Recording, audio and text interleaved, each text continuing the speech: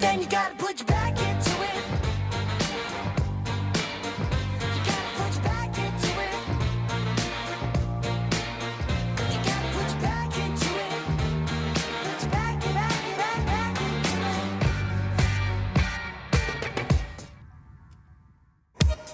Hello, aujourd'hui Flair a le pas décidé car il veut nous emmener dans un nouvel hôtel parisien. Un lieu beau, inspirant pour notre intérieur. Bonjour Flair. Bonjour, je m'appelle Michel et je suis le propriétaire de cet hôtel. Bienvenue chez nous.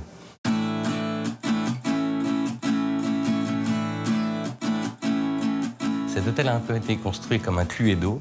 Vous avez ici le jardin d'hiver, le salon, la salle à manger, le poulailler, différents lieux qui expriment différents moments de la journée où les clients peuvent s'installer comme chez eux. Pour nous, ce qui était important dans cet hôtel, c'est que les gens puissent partager ensemble. Donc le jardin d'hiver, que les gens sortent de leur chambre, puissent profiter de ce lieu pour faire des jeux de société, pour choisir un vinyle et mettre de la musique, pour y travailler. Et elles ressemblent à quoi ces chambres dans lesquelles on ne doit pas rester? Je me dois de vérifier ça avec Flair, le détective. En fait, nos chambres ont été pensées pour la circulation et le confort du client comme une chambre chez un ami. Vous y retrouvez des livres et vous y retrouvez pas, par exemple, un minibar qui aujourd'hui est totalement obsolète parce que les gens, s'ils veulent avoir un minibar, il y a un room service ou alors ils descendent partager un verre. On dit souvent, aujourd'hui, un hôtel n'est pas là pour dormir, mais on est là pour rêver. Ce que je veux dire par là, c'est que si je rentre dans une chambre qui est sans véritablement esprit, sans ADN, ça m'intéresse assez peu, là j'y dors. Si par contre j'entre dans une chambre d'hôtel et j'y perçois que j'ai l'attention de la personne qui me reçoit, je suis plein d'envie. Pour profiter d'une de ces chambres, comptez entre 100 et 300 €.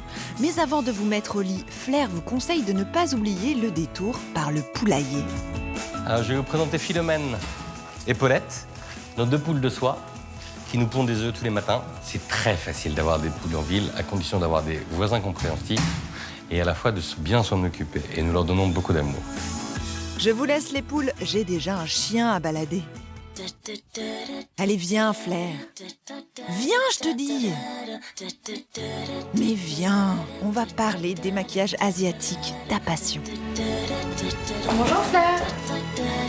Salut, c'est Marion, je suis experte soins et aujourd'hui je vous parle de l'éponge konjac. En fait, c'est un végétal dont on va utiliser la racine pour produire cette petite éponge toute douce qu'on va pouvoir utiliser pour rincer ses produits de nettoyage ou ses masques. Et ça va fournir à la peau un micro-massage tout doux et ça va retirer les petites cellules mortes. Pour l'utiliser, c'est hyper simple. Une fois que vous l'avez humidifié, il vous suffit de faire des petits mouvements circulaires sur l'ensemble de votre visage. L'avantage de cette éponge, ça va vraiment être le fait qu'elle soit naturellement antibactérienne. Et c'est une façon beaucoup plus hygiénique de nettoyer son visage. Chouette, un nouveau truc à tester à la maison. Merci Marion. Prenez mes idées, j'en aurai d'autres. Coco Chanel.